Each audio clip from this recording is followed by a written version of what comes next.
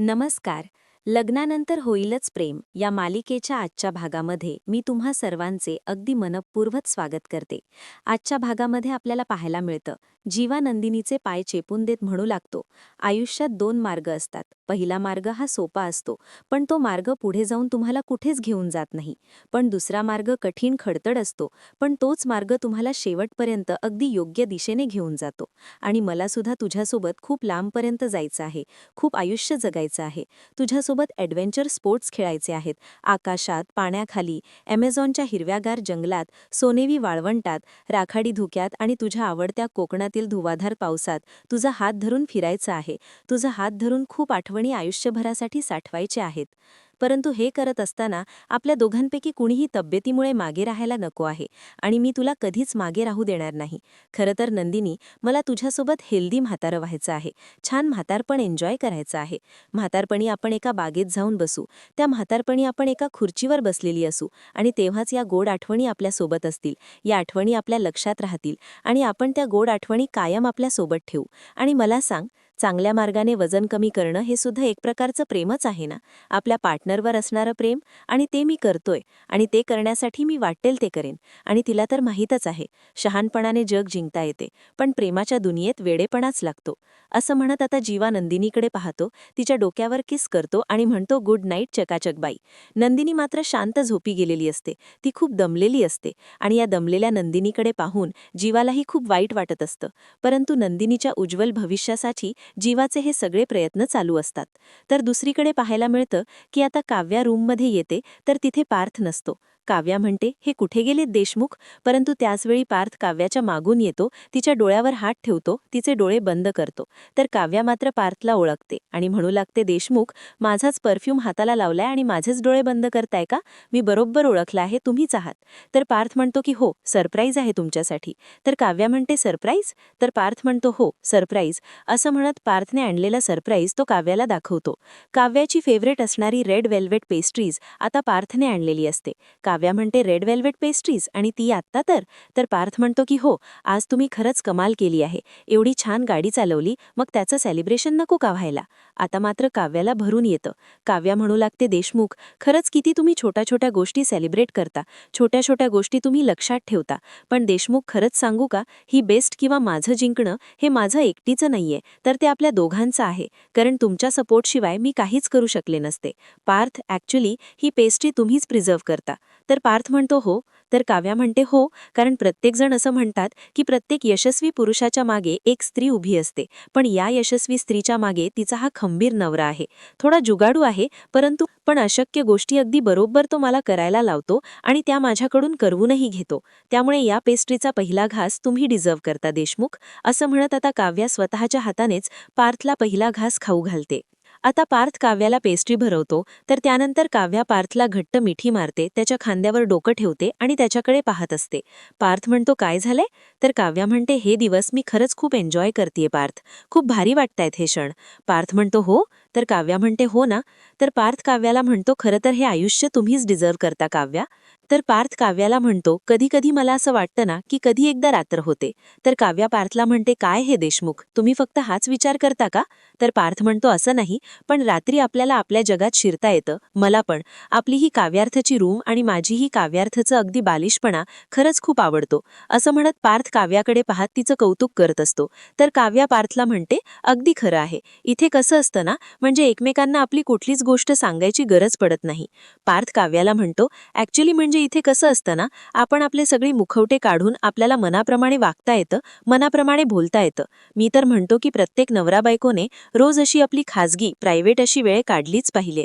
संवादातून कडलिंग करायला पाहिजे. तर काव्या म्हणते, अरे बापरे, आवडलं हा तुमचं मला हे बोलणं, म्हणजे संवादातून कडलिंग करणं. खरंच मी काय म्हणते, आपण एक रील्स बनवूया का यावर? तर पार्थ म्हणतो, मग काय झालं, मोबाईल कुठे आहे तुमचा? आता काव्या पार्थच्या हातात मोबाईल देते आणि म्हणते, हे घ्या. आता पार्थ आणि काव्या अगदी एकत्रच प्रेमानेच आपली एक रील्स बनवायला घेतात. दोघेही एकमेकांच्या जगात खूप खुश असतात. दोघांच्याही चेहऱ्यावर आनंद असतो. तर दुसरीकडे पाहायला मिळतं, आता सकाळचे 7 वाजलेले असतात आणि अलाराम होताच जीवा अलाराम बंद करतो आणि आता नंदिनीला आवाज देत म्हणतो, नंदिनी, चल वेळ झालीये, उठ बरं चकाचक बाई, उठ, चल एक्सरसाइज सुरू करायची आहे ना. आता जीवा पुन्हा एकदा नंदिनीला आवाज देतो परंतु नंदिनी काही आवाज देत नाही. म्हणून जीवा मागे येऊन पाहतो तर त्या ठिकाणी नंदिनी नसते.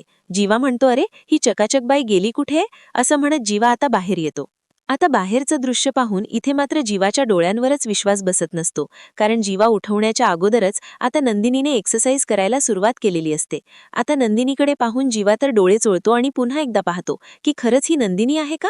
नंदिनी काउंट करत आता एक्सरसाइज पूर्ण करते आणि जीवाला म्हणते की 2 सेट अगोदरच झाले होते आणि आता 60 सेकंडचा ब्रेक आणि त्यानंतर पुन्हा एकदा सुरू. तर त्यावेळी जीवा नंदिनीला विचारतो, तू नक्कीच माझी बायको आहेस ना. तर नंदिनी म्हणते, बायको नाही नाही, तुम्ही माझे ट्रेनर आहात आणि मी तुमची स्टुडंट आहे. तर आता हे ऐकताच जीवा नंदिनीला म्हणतो, तू माझ्यावर चिडली आहेस ना नंदिनी. नंदिनी म्हणते, मी का चिडू. जीवा म्हणतो, नाही म्हणजे मी उठवण्या अगोदर तू उठलीस, 25 सिटअप सुद्धा 3 कंप्लीट केलेस, म्हणजे हे कसं शक्य आहे. तर नंदिनी म्हणते, का शक्य नाही. कोणीतरी रात्री मला झोपेतून जागं केलं आणि म्हणालं की तुझ्यासोबत मला हेल्दी म्हातारं व्हायचं आहे, तुझ्यासोबत म्हातारपण एन्जॉय करायचं आहे, बरोबर ना. तर जीवा आता नंदिनीला विचारतो, तू सगळं ऐकलंस. नंदिनी म्हणते, मध्यरात्री तुमचा मंद झालेला श्वास सुद्धा मला कळतो, कारण नंदिनी बोलून दाखवत नाही तर करून दाखवते. असं म्हणत नंदिनी अगदी आनंदानेच एक्सरसाइज करत असते. तिने हे सगळं काही स्वीकारलेलं असतं. तर जीवा म्हणतो, पण काही म्हणा, या लुकमध्ये माझी चकाचक बाई खरंच खूप छान दिसते, असं म्हणत तिच्या गालावरून हात फिरवतो.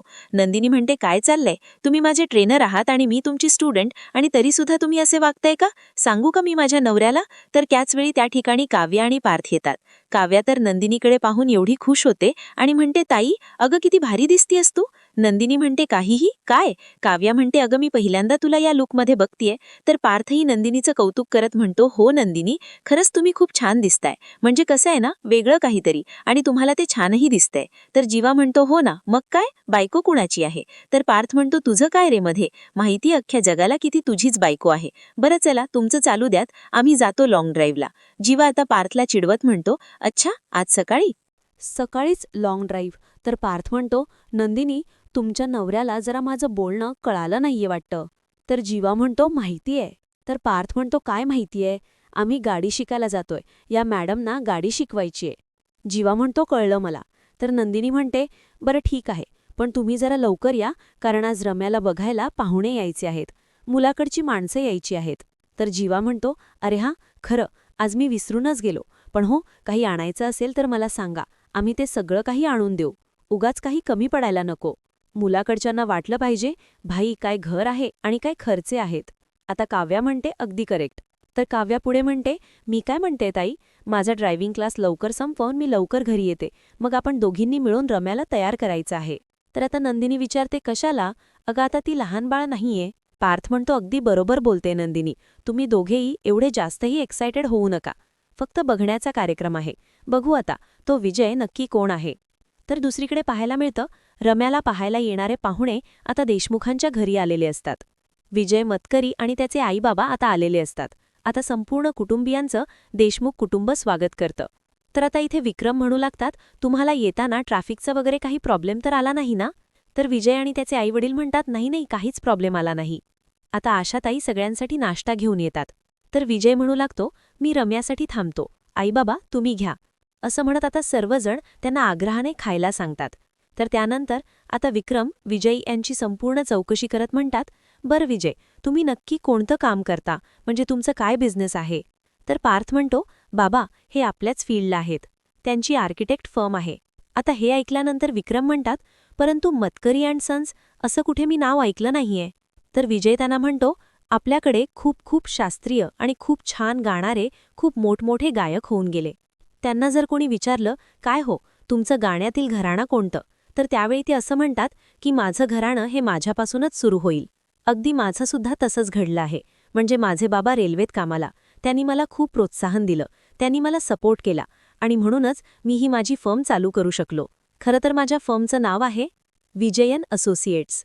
तर आता विक्रम म्हणू लागतात, ओहो हे नाव मी ऐकलं आहे, खरं तर मार्केटमध्ये खूप नाव मोठं आहे.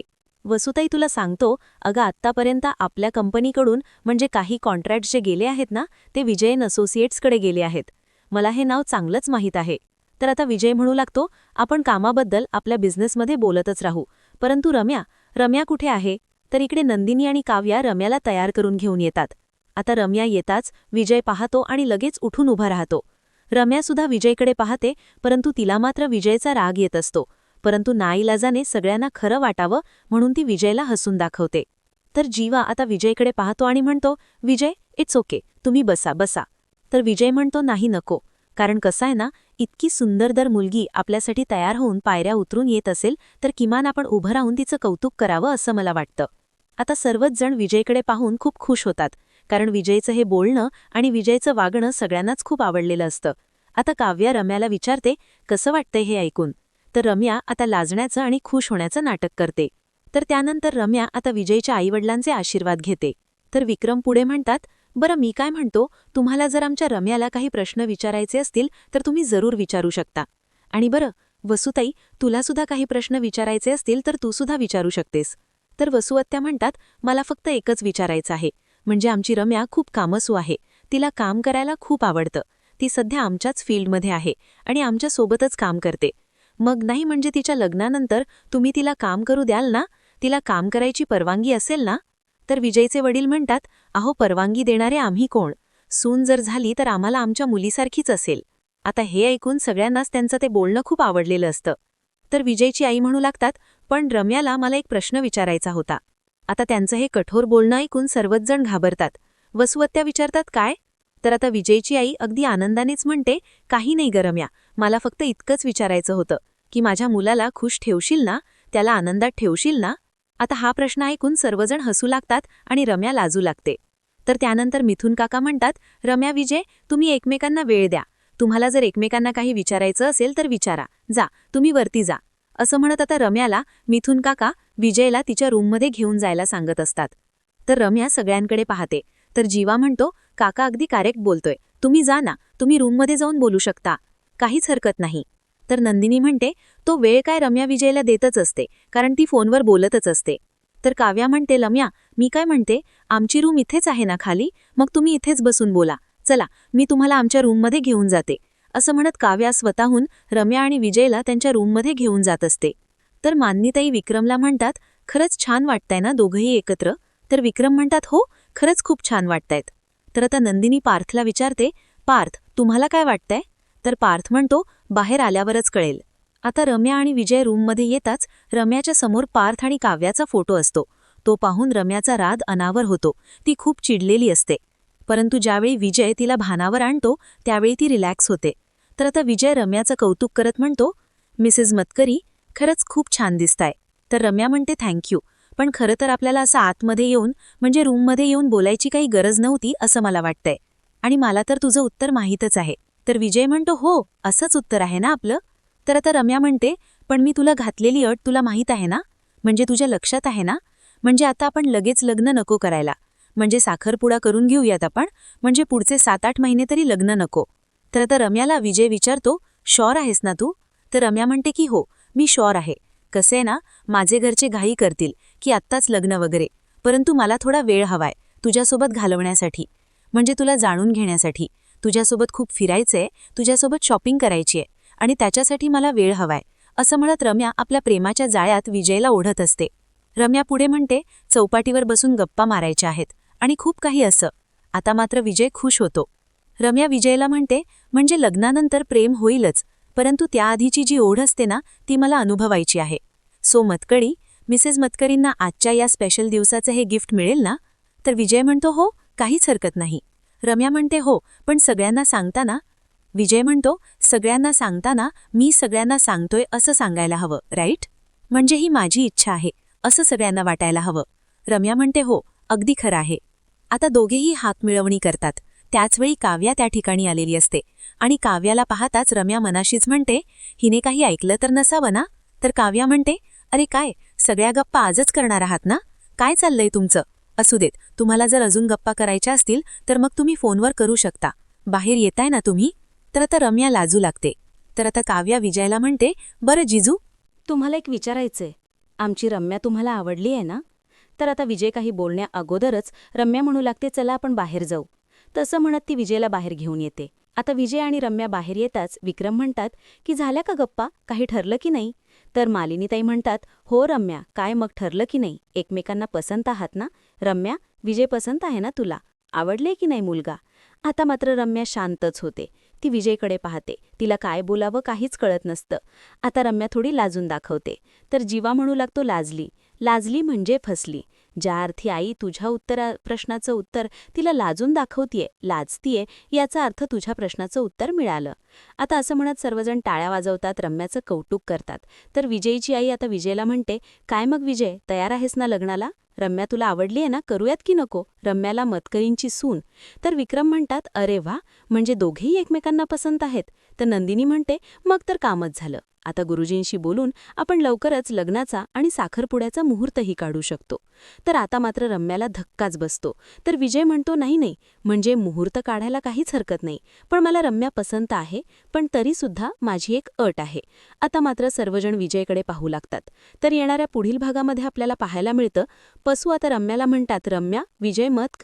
परंतु त्याचवेळी रम्या थांबवते आणि म्हणू लागते, फक्त या रम्याच्या पुढे पार्थचं नाव लागेल. तर त्यानंतर आता रम्या आणि विजयचा साखरपुडा असतो.